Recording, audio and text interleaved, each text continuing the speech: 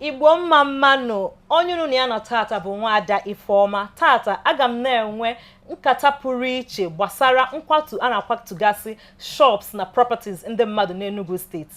Onye mụ na ya ga na-enwe mkparịta ụka abụghị onye ọzọ na-abụghị onye unu na-achọ ka ọ gwa unu okwu ka ọ saa ajụjụ niile unu nwere gbasara nkwatu a na-agagasị na ebe dị iche iche dịka Abakpa, dịka Nsụka, dịkwa ka Holy Ghost.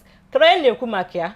Onweghị onye ọzọ na-ekwu maka ya na-abụghị Dr. Obi Ozor, the Honorable Commissioner of Transportation n'Enugu State. Ọ bụkwa the founder of Kobo 360. Dr. Daalụ rinne. Ndị be anyị ekene m unu. Okay. Unu na-anyụ na-afụ na ọ nọ ebe a tata ịza ajụjụ niile ndị Enugu Steeti chọrọ ịjụ ya. Ya bụ ọ bụrụ na ị bụ onye Enugu Steeti bịakete nso na ajụjụ gị niile ọ ga-asara gị ya tata. Dr. tupu anyị aga n'iru, ị nwere ike ịkọwatụrụ anyị onye bụ. Akọwago m gị dịka the Honorable Commissioner of Transportation n'Enugu, kọwaa gị dịka the founder of Kobo 360, a logistics company dịka nsi mata. Ị nwere ike etinyenwula anyị azụ onye bụ. Abụ m onye Abọ n'Udi local government nke dị n'Enugu steeti. Abụ m nwa amaala Igbo.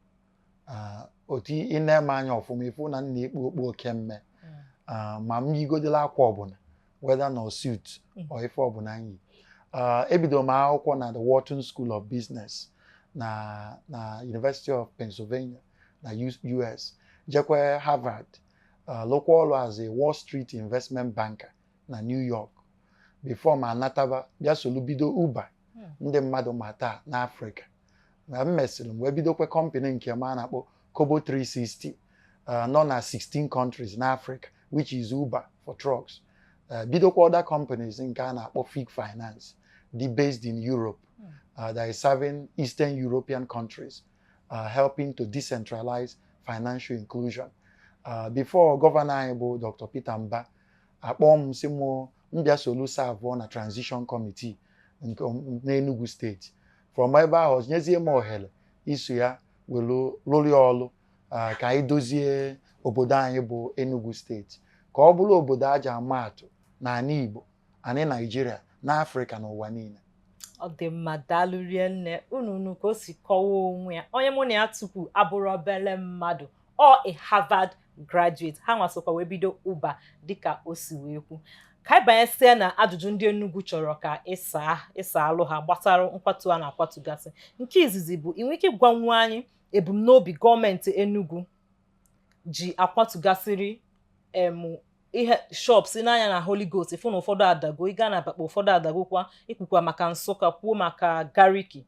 Kee ebumnobi Enugu steeti gọọmenti ji wee na-eme ụdị ihe anụnwa?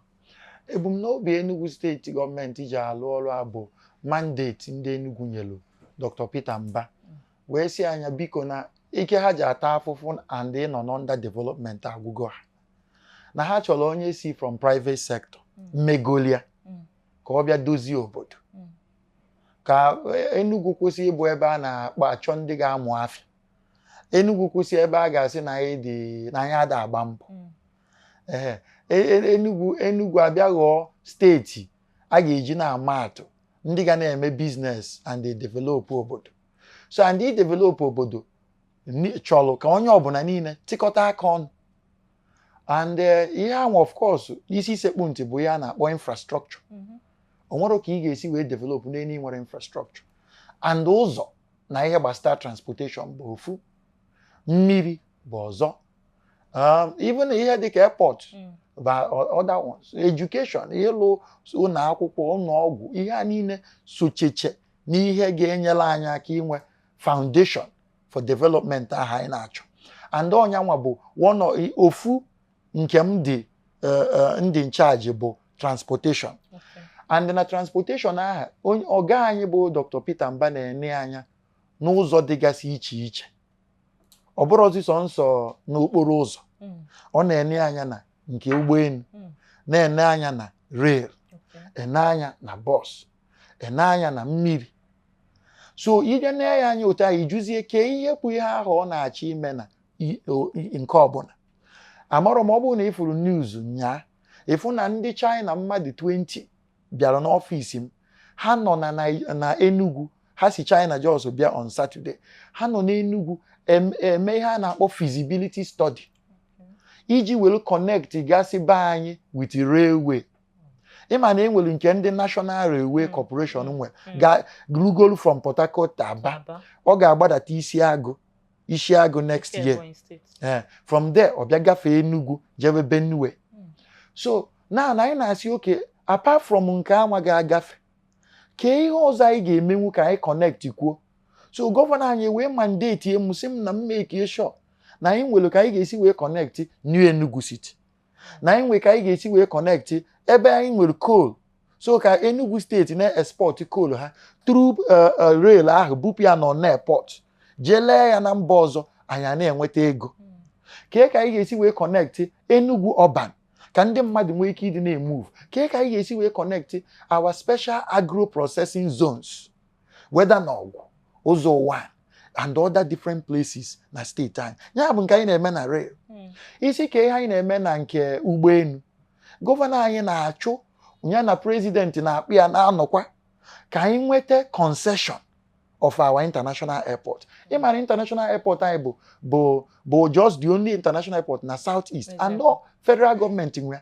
Mana ifu na airport ahụ akwụtogoro. So gọvanọ asị ka anyị ga-esi welu gaa ije ahụ kpọta private sector ga-enyere anyị aka lụtọpụ ya ka ndị mmadụ na-abịa n'Enugu. Ịbịakwuo okwu nke okporo ụzọ. Ịbịafụ na n'okporo ụzọ anyị na ọ dị ozi organize. Moto na-akwụsị ebe ọbụla. Keke ejikwuzi keke kidnap ndị mmadụ minibus ndị taxi business ha anwụgo o wee sị cheta mma oluwa anyị nweburu na-enyeburu aka na transportation gọvanọ asị ka anyị ga-esi were bịa weta world class transportation anyị asị oke na a ga-alụgodo ụzọ na alụcha ụzọ abịakwa tinye ihe a na-akpọ terminal dịka airport mana ọfọ moto na-agba na buses maka ọ bụrụ na ịlụcha ụzọ ịlụghọ terminals moto niile akwụsịkwa na main road ihe ọ bụrụ na ọrụ enwere ama nwezi isi so ịbịa na n'anya na Holy Ghost kịta ifu na Holy Ghost awọkụ before more than 2 decades in fact ndị nwere filling station ebe a like Hako na AC Canal o nwere ụdị ichesi ebe a ifu na onwere onye na-agba fuel o nwezikwenere onye chọrọ ịga through Holy Ghost let alone ịgba fuel even ma ndị afịa n'ebe ahụ ụfọdụ achọrọzi ije Naija afịa ihe ị ga-afụzi bụ na afịa niile moves from Ogbete jewezie New Haven na every other place ihe efu n'Enugu bụzi afịa so ndị niile nwere shop ebe a ama mkpatazie in fact n'etiti main road na market road ka a na-azụkụzi afịa moto a na-akụgbu ndị mmadụ ihe a bịa mmecheche create room for hoodlums to be attacking people every day n'ụzọ ahụ so gọvanọ wee sị ka anyị ga-esi wee hazie anyị na ndị Nigerian Railway Corporation through the Federal Ministry of Transportation bịa kpawa nkata anyị akpacha nkata enye notice whether na Enugu Central Station which is the one in Holy Ghost Gariki Central Station Ababa Central Station Nsukka Central Station anyị enye notice is the 13th of October 2023 anyị ebido sensitization a na-ekwu ya na news ebido compensation after more than 7 months gọọmenti a na-ayọkwasị na udu mmiri erugokwen bikon na ka anyị nchakwado kwakọ ka apụtachi ebe a ka enwee ike ịbanye je rụọ ọrụ mana ịma na ụfọdụ ndị were na ha bụ ihe nwe obodo ọ bụrụ na ha bịarọ make force gọọmenti ka enye ha ego ma ọ bụrụ anụ steeti bunyesia ha katọwa ihe ọbụla gọọmenti na-eme and the gọọmenti Peter Mba ekwerọ na ụdịrị ha ama okwero so si na a ga-alụ nata ọlụ maka ndị mmadụ onya maka ịfụrụ anyị nọ n'ọlụ ahụ ọ bụrụ na anyị ada alụ ọlụ ahụ na ihe a bụ for personal interest ndị Enugu akarị ịgbakago mana ọ maka na enwero personal interest mere ọlụ a ji dee na arụ onye ọbụla nọlụ nwayọ and o promise gị anyị na ya ga-ewepụta ego a ga-eji lụtọpụ ihe ahụ in 12 months ọ dị mma o nwere ihe ikwu maka isi na enyego ha notice since 13th of October 2023 o jebego arọ ofu since enye ha notice a and ikwu na enwekwa ndị enyego compensation ịghọta mana ịbịa na akara ngwa mgbasa ozi ụfọdụ ndị adịghị ekweta na ya anyị ma na ihe gọọmenti na-eme bụ ka ọ dịrị ndị Enugu mma ka ebenata dịka isikwu hoodlums na moto ịpịagbu ndị mmadụ n'ụzọ. Now ụfọdụ ndị ekwetara na notice ahụ etega enyere ya, ụfọdụ si na enyere ha ya in 48 hours akwatusibe ngwongwo ha, ụfọdụ si na akwaturu ngwongwo ha enye ha ka ya na-akpọ ya compensation. Achọrọ m ka ijiri ohere anụ a debunk, mee ihe ndị bekee na-akpọ debunk all that notion, maka ị na-anya efu na ọ dịka onye ọbịa na-agafe agazi na akara ngwa mgbasa ozi, onye ndị buniteli ya, people that started peddling that news, they are already amarụ ka m ga-esi ekwu ya, ọ dịka ha na-egenu ground ya bụ na nke bụzi eziokwu abụrụzi ihe azakpu n'okpuru carpet. So were ohere a ka iji nwayọ biko kọwatụrụ ha that notice was given since October, like you said, and that there was a compensation that was made for them to ha April that place. Imana ị ga-debunk ihe bụ asịrị. Mana o nwere ihe anyị na-debunk maka eziokwu ka anyị na-ekwu. Ihe m chelụ nọ ihe na-aka ọsụ nsogbu a bụ na ịma na ndị anyị na ha nọ na-ekwu okwu bụ ndị nwe ụlọ. Okay, that's the landlords. Nwere ndị nwe ụlọ, nwezie ndị landlords rent nyere ụlọ. And ịbụ landlord, ihe kalụ gị mma bụ ịmagodiri na gọọmenti si na ha chọrọ ịlụ ọrụ, ọ kalụ gị mma ka ihe afọ ịgwa na ndị tenant gị, so that ka ị nwee ike ịnalụ ha ego for 2024. So and ikwugodi ya, ị nwekwara ike cause kwuo confusion si na ịdịrọ sure na ha na-abịa echi, maka ọ bụrụ na ya na ijiri ọnụ gị si na ha na-abịa, ha nwere ike bịa sị gị nye ha rent ha. So mana anyị ncha nọ na business, so anyị ama mbewe akwa na ihe anyị ghọtagoro angụlụ ndị mmadụ si abịa. Mana gọọmenti a bụ gọọmenti bụ business facing. Gọvanọ anyị bụ business, ndị na-ekpọtara bụ most of them bụcha ndị business. So nwere ka anyị nwa rapụrụ business, nwechekwa business na not only states but in different countries. Nwere ka anyị ga-esi wee bịa na steeti anyị na-eme ihe na-abụrụ na-adịrọ na-ekwesịrọ. So emechego meeting, even ma town hall, nwere town hall a na-emebe nya anọ m na Nsụka. O nwere ndị si mmejekwa na Nsụka na a ga-egbu m. Ụfọdụ asịgo m na Holy Ghost. O nwere throughout the time anyị nọ na-eme clearing, anọ m ebe ahụ. Because a sị na clear conscience fears no accusation. Unu kpọọ m sị m bịa na TV ọ na radio, unu kpọọ na amụ m bịa. O nwere ihe anyị na-atụ. Ejere m Gariki nya, eje m Nsụka, anọ m na Abakpa. Ndị niile sị na ha bụ ndị igwe, ndị obodo ji biri, ha bịacha n'ọfịs m. Ọ bụrụ ya ha bịa n'ọfịs, ọ bụrụ ya na-ekwu n'ọfịs ka ha na-ekwu na ha pụọ. Mana ịma na anyị ama kọntrol nwunye ndị mmadụ na-ekwuru n'ilo. Mana ndị topose ịma amago. So mana gọọmenti na-akwụgo compensation na Holy Ghost nke Abakpa na Gariki na Nsụka, a na-eme independent valuation maka steeti enwego nke ha. Then enwekwa independent, so that ka anyị make sure na that compensation bụ ihe tọrọ atọ. Ọkwa ịghọta gị.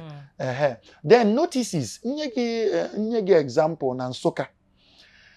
Enwelu ndị gọọmenti, enwelu park na Nsụka, and the park ahụ in the past decades was sold to private sector people. To also use it for transportation purposes.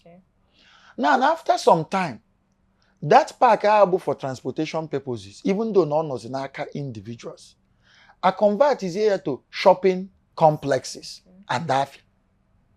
Ihe ya jụọ onwe gị ka ebe moto ga na-park na Olute na Nsụka. Then if you see fuzie na ihe mere anyị na Holy Ghost emegokwe de. Na ndị na-etukwuzi na Main Road ere ahịa ba anyị adịzie ka ọ na ihe anyị na-eme nwere isi. Then ị bịasị oke na Nsụka local government bịakwara lụọ afịa a na-akpọ Aku Road Ultra-Modern Market, which is a 4,000 store capacity market. Anọ m ebe ahụ nya. Ị ma na ndị nwe niile nwechekwere shop na etiti Main Road egochegokwe store na Aku Road Market, which is less than 3 minutes away from n'etiti Main Road down. Mana ha sị na ha ma move to the main market maka na ha dịbe sure until government asị na olugo ọ ga-eji kpochepụ ala anụnwa. ụfọdụ n'ime ha since November and even January, February has moved. Ụfọdụ ndị nwere na ha nwere kalava na-akpọnwụ na phone. Si na ha ga-anọrọ na phone akpọ. Mana gọọmenti a abụrụ gọọmenti for few, all gọọmenti of the 7 million ndị Enugu. Ndị Enugu na-anụgo nne ya dịka nsikwuo mgbe anyị bidochara. Onye mụ na ya na-atapi okwu anụ atata bụ Commissioner of Transportation n'Enugu State, ya bụ Dr. Obi Ozor. Dr. kedu ikwu maka terminal? Enwe ajụjụ nkala eju gị mana ka anyị kwuchagodi maka ka bus terminal a na-achọ ịrụ kịta anụnwa bụ nyanwa bụ isi sekpụ ntị anyị ji enwe mkparịta ụka anụnwa ka anyị kwuo ka ọ ga-esi wee nyetere ekọnọmi ndị Enugu steeti aka. Ka ọ ga-esi wee nyere ekọnọmi Enugu steeti aka bụ na itete n'ụtụtụ. The first way you interact with government bụ gịnị? Okporo ụzọ, transportation. That's the first way. Ọ bụrụ everyday ka ị na-eje ụlọ ọgwụ. Ọ bụrụ onye ọbụla na-eje school. Mana o nwere onye nọ na steeti from nwatakịrị to okenye. The first thing ị ga-eme bụ transportation. Ihe mere obodo ji abụ first world class actually bụ transportation. Ọ maka ije London ịbanye train mee nke onye a na-enye gị that feel na ị nọ na London.